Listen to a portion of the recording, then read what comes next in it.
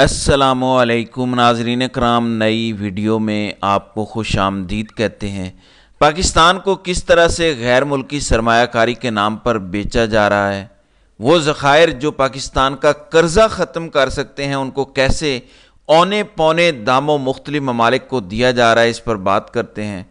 دوسری جانب عوام کیا کر رہی ہے، یہ پنجاب کی عوام ہے۔ یہ آپ دیکھیں جلسہ، پنجاب کی عوام 9 فروری کے ڈاکے کے باوجود، یہ چیک کریں آپ تعداد، ابھی بھی تیار ہے باہر نکلنے کے لیے بھی اور ووٹ ڈالنے کے لیے بھی۔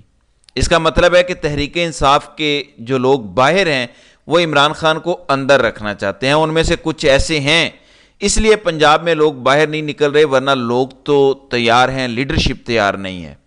ایک بات سمجھ لیں کہ تحریک انصاف کا ہر لیڈر جو بھی عمران خان کی جیل سے دی ہوئی سٹیٹمنٹ کو 100% آن نہیں کر رہا، وہ کمپرومائزڈ ہے، وہ بوٹیا ہے، کوئی دوسری رائے نہیں ہے اس کے بارے میں۔ عمران خان کی اگر سٹیٹمنٹ آن کرنے کا آپ میں جذبہ نہیں ہے، ہمت نہیں ہے، تو پھر عمران خان کے نام پہ لی ہوئی سیٹیں اور عہدے بھی رکھنے کا آپ کا حق نہیں ہے۔ آپ کے لیے پہچاننا بہت آسان ہے کہ کون ہے جو عمران خان کی ساری سٹیٹمنٹس کو ہو بہو ٹویٹ بھی کرتا ہے، اس پہ بیان بھی دیتا ہے، اس کی توثیق بھی کرتا ہے۔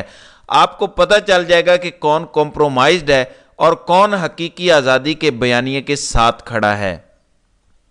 ناظرین اکرام، آپ یہ ذرا چیک کریں، عمران خان کے اکاؤنٹ سے ٹویٹ آیا ہے، حسان نیازی اور عباد فاروق، جن پر غیر آئینی طور پر ایک فوجی عدالت میں مقدمہ چلایا گیا اور جو سزا یا فیصلے کے منتظر تھے، انہی لوگوں نے جنہوں نے 9 مئی کے فالس فلیگ آپریشن کی منصوبہ بندی کی اور سی سی ٹی وی کی تمام ریکارڈنگ اور فوٹیجز چرائیں، ان کے ہاتھوں اغوا پر نہایت تشویش میں مبتلا ہوں۔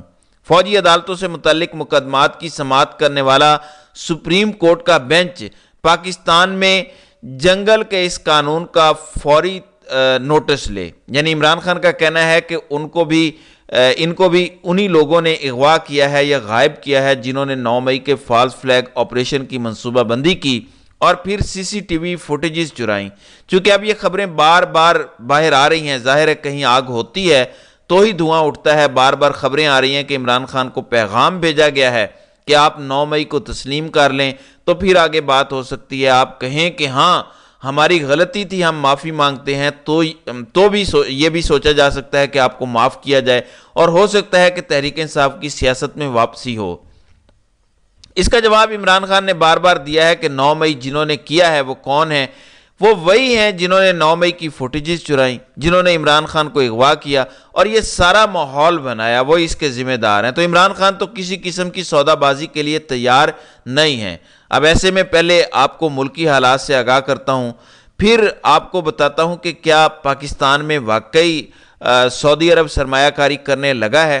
یہ جو بہت ساری تھیوریز ہیں، کچھ خبریں بھی کہہ سکتے ہیں کہ گوادر میں کوئی ریفائنری بنانے کی بات ہو رہی ہے۔ آپ کو پتہ ہے کہ ریفائنری کی بات محمد بن سلمان نے عمران خان کے دور میں بھی کی تھی۔ کچھ یہ بھی ہے کہ کوئی گوادر کا خطہ لینے لگے ہیں، بہت ساری ایسی باتیں مکس ہو گئیں، اس پر بات کرتے ہیں۔ آپ کو بتاتا ہوں کہ کیا پاکستان میں سرمایہ کاری آ رہی ہے اور آ سکتی ہے۔ اس کو سمجھنے کے لیے کچھ مزید آپ کو جاننا پڑے گا۔ شہباز رانا نے آج آئی ایم ایف کے حوالے سے ایکسپریس ٹریبیون میں لکھا ہے، میں آپ کو تھوڑا سا پڑھ کے سناتا ہوں، بلکہ پڑھنے کی کیا ضرورت ہے، صرف اینڈ اس کا بتا دیتا ہوں، آپ کو ساری کہانی سمجھ آ جائے گی۔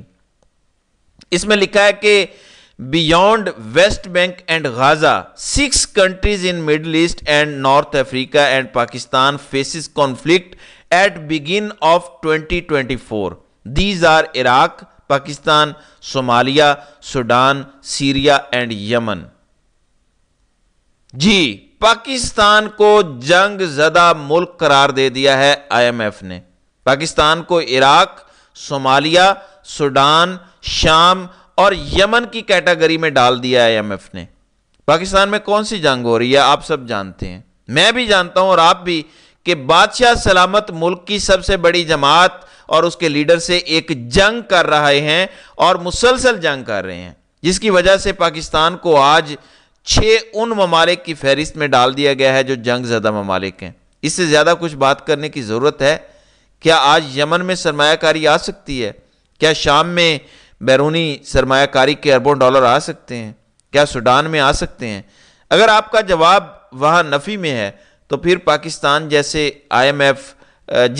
پاکستان جسے آئی ایم ایف جنگ زدہ علاقہ قرار دے رہا ہے، وہاں کیسے آ سکتے ہیں ڈالر؟ آگے چلیں ذرا۔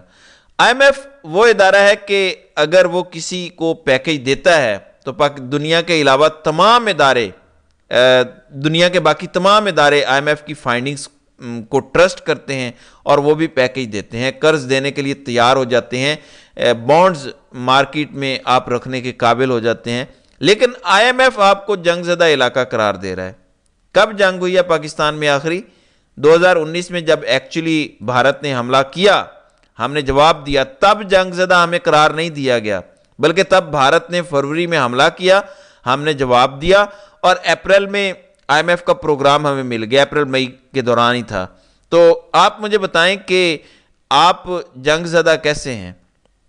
سب کو پتہ ہے کہ کیوں ہے۔ تو ان حالات میں سعودی عرب سرمایہ کاری کرے گا؟ دیکھیں، ہر چیز کو اس کے کانٹیکسٹ میں دیکھنا پڑتا ہے، اس لیے آپ کو اب نیکسٹ چیز بتاتا ہوں کہ جب ایک جنگ زدہ ملک ہے تو سعودی عرب کیا سرمایہ کاری کرے گا۔ اب آتے ہیں ان کانسپریسی تھیوریز یا جن کے بارے میں خبروں میں کہا گیا ہے، شاہین صہبائی نے اس کا ذکر کیا ہے۔ وہ یہ کہتے ہیں کہ یہ چیز سامنے آ رہی ہے کہ سعودی عرب گوادر میں ایک حصہ مانگ رہا ہے، پیس آف لینڈ، پورا گوادر نہیں، یہ سمجھیے گا، گوادر میں ہی ایک پیس آف لینڈ مانگ رہا ہے۔ یہ شاہین صہبائی کی خبر ہے، اور اس پیس آف لینڈ کو وہ سوورن قرار دینا چاہتا ہے یا دے سکتا ہے کہ یہ پھر سعودی عرب کا خطہ مانا جائے گا۔ یہاں سعودی بغیر ویزے کے آئیں گے، یہیں لینڈ کریں گے، یہاں پاکستانیوں کو گھسنے کی اجازت نہیں ہوگی ویزے کے بغیر۔ پاکستان میں ایک ایسا علاقہ بننے جا رہا ہے جہاں پاکستانی ویزے کے بغیر نہیں جا سکیں گے۔ ایسی بات میری انڈرسٹینڈنگ میں مجھے یہ سمجھ آئی ہے شاہین صہبائی کی۔ آپ کو اچھی طرح پتہ ہے کہ ریکوڈک کے معاملات بھی چل رہے ہیں، اور کافی ٹائم سے یہ بات ڈسکشن میں ہے کہ کیا سعودی عرب کو پاکستان حصہ دینے جا رہا ہے، کیونکہ انویسٹمنٹ ہونی ہے انیشیل، ریکوڈک میں انویسٹمنٹ ہونی ہے، بارک گولڈ نے بھی کرنی ہے، پاکستان نے بھی کرنی ہے، پاکستان کے حصے کی انویسٹمنٹ۔ پاکستان کے پاس تو پیسہ نہیں ہے، تو یہ کہا جا رہا ہے بڑے عرصے سے کہ 10 سے 30% پاکستان اپنا حصہ سعودی عرب کو کہہ دیتا ہے کہ آپ انویسٹ کریں، اور 30% سونا یا تانبا جو نکلے گا وہ آپ استعمال کریں۔ فار ایگزامپل، اب اس کو آپ نے سمجھنا ہے تاکہ پوری طرح سے سچویشن سمجھ سکیں کہ ہے کیا۔ آپ کے پاس بالفرض 500 ارب ڈالر کا تانبا اور سونا ہے، یہاں پہ بالفرض 500 ارب ڈالر کا ہے، آپ کو اس کو نکالنے کے لیے جو انویسٹمنٹ کی ضرورت ہے، ہو سکتا ہے وہ 10 ارب ڈالر ہو۔ 10 ارب ڈالر انویسٹمنٹ میں یہ سارے ہائپوتھیٹیکل فگرز آپ کو بتا رہا ہوں، یہ نہ ہو کہ کل کو کوئی کہے کہ انویسٹمنٹ تو 2 ارب ڈالر تھی، آپ غلط بتا رہے تھے۔ میں آپ کو صرف سینیریو سمجھانے کی کوشش کر رہا ہوں۔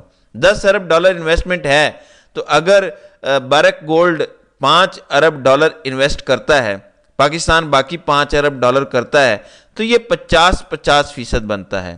ایگزیکٹ ڈیل کیا ہے کہ 25% لے گا پاکستان، 25% وہ لے گا، 50% پاکستان لے گا۔ بلوچستان کتنا لے گا، وفاق کتنا لے گا، میرے خیال میں 25% ان کا بھی شیئر بنتا ہے۔ انویسٹمنٹ جو پاکستان نے کرنی ہے، فار ایگزامپل 5 ارب ڈالر، اس میں اگر 2 ارب ڈالر سعودی عرب کر دے تو سعودی عرب کا شاید 35 سے 40% سٹیک ہو جائے گا اس میں۔ اگزامپل دے رہا ہوں آپ کو، ہو سکتا ہے وہ 10 سے 30% حصہ لینا چاہیں، لیکن اس وقت سعودی عرب اگر 2-2.5 ارب ڈالر انویسٹ کرے گا ریکوڈک میں، تو آپ کو پتہ ہے کہ 500 ارب ڈالر کے سونے اور تانبے میں اس کا کتنا حصہ بن جائے گا؟ 100 سے 150 ارب ڈالر۔ یہ پاکستان کا 150 ارب ڈالر کا مال 2 ارب ڈالر میں بیچ رہے ہیں۔ ابھی تک جو اطلاعات آ رہی ہیں، جن کو بادشاہ سلامت کہا جاتا ہے، امید ہے آپ کو بات سمجھ آ چکی ہوگی کہ ہو کیا رہا ہے۔ پاکستان جیسے ملک میں کوئی سرمایہ کاری نہیں آ رہی، نہ آ سکتی ہے۔ میں آپ کو پہلے بتا چکا ہوں کہ پاکستان کو تو 6 جنگ زدہ ممالک میں سے قرار دے دیا گیا ہے، تو سرمایہ کاری نہیں ہے، بلکہ پاکستان اپنا سونا کسی کو بیچ رہا ہے، اپنا تانبا کسی کو بیچ رہا ہے، اور بیچ کیسے رہا ہے کہ 100 ارب ڈالر کی چیز 2 ارب ڈالر میں بیچ رہا ہے۔ یہ محض اگزامپل دے رہا ہوں کہ ایسے ہونا ہے۔ کیا اس کو آپ سرمایہ کاری کہیں گے؟ میں اپنے گھر کا سارا سونا، اگر اس کی قیمت بالفرض 1 لاکھ یا 5 لاکھ ہو، وہ کسی کو 10,000 میں دے دوں اور کہوں کہ میں نے بڑی سرمایہ کاری کر دی ہے، سونا تو ویسے ہی پڑا تھا، یہ ہمیں پیسے تو نہیں دے رہا تھا، تو میں 10,000 روپے کی سرمایہ کاری لے آیا ہوں، کیا آپ اسے سرمایہ کاری کہیں گے یا آپ اسے گھاٹے کا سودا کہیں گے؟ پھر نئی چیز جو سامنے آتی ہے، جو سوال پیدا ہوتا ہے، وہ یہ ہے کہ جب آپ 100 ارب ڈالر کی چیز کسی کو 2 ارب ڈالر میں دیں گے تو اس کے اوپر جو ڈیل ہو رہی ہے، آپ نے اپنا کک بیک کتنا رکھا ہوگا؟ دیکھیں، جو آپ سے 100 ارب ڈالر کی چیز 2 ارب ڈالر میں لے لے گا، آپ نے کیا اس کو علاوہ سے دے دی ہوگی؟ آپ نے اپنا بھی تو شیئر رکھا ہوگا کہ دیکھو میں تمہیں یہ دے رہا ہوں تو ایک آدھ ارب ڈالر ادھر بھی کھسکا دو۔ کیا یہ ممکن ہے؟ تو پاکستان کو چلانے کے لیے پاکستان کے وہ ذخائر جو پاکستان کی غربت ختم کر سکتے ہیں، پاکستان کا قرض ختم کر سکتے ہیں، ان میں بھی حصہ دوسرے ممالک کو دیا جا رہا ہے۔ کیا سعودی عرب کو ضرورت ہے ڈالروں کی؟ ٹھیک ہے، سعودی عرب نے ابھی کویت سے کوئی 15-16 ارب ڈالر مانگا ہے، پھر بھی سعودی عرب کے پاس تیل کے ذخائر ہیں، ٹورزم اتنا زیادہ ہے، سعودی عرب کی آبادی دیکھیں کہ کتنی ہے، آٹے میں نمک کے برابر ہے جتنا بڑا سعودی عرب ہے۔ سعودی عرب کو کیا ضرورت ہے؟ لیکن صرف 2 ارب ڈالر لانے کے لیے آپ ان کو اتنی مہنگی چیز بیچ رہے ہیں۔ اگر یہ ہوتا ہے، اگر یہ ڈیولپ ہوتا ہے تو اس سے زیادہ افسوسناک کیا ہوگا، اس سے بڑی ملک کے ساتھ غداری کیا ہوگی؟ تو ناظرین کرام، آپ کی اس ویڈیو کے حوالے سے کیا رائے ہے؟ آپ اپنی رائے کا اظہار کامنٹ سیکشن میں ضرور کیجئے گا۔